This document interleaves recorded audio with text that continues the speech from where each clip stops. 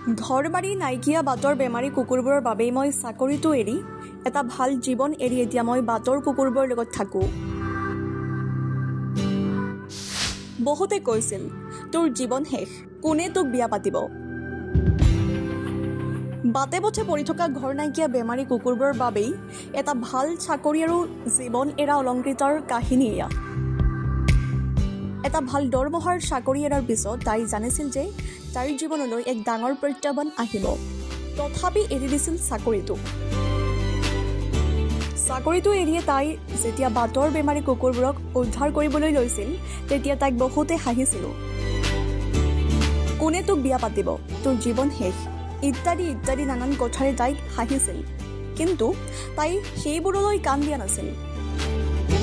তাইৰ লক্ষ্য এটাই আছিল যে কেনেকৈ মৰিয়াই ঠেং ভঙা গৰম পানী ঢালি আঘাত পোৱা কুকুৰবোৰৰ বেদনা কম কৰিব পাৰি।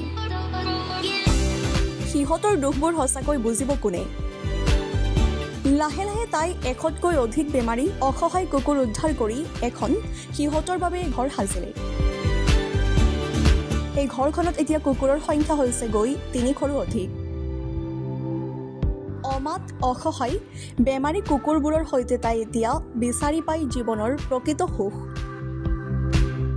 অমাত জীৱৰ প্ৰতি অলংকৃতৰ এই ত্যাগ আৰু প্ৰচেষ্টা সঁচাই শলাগ ল'বলগীয়া।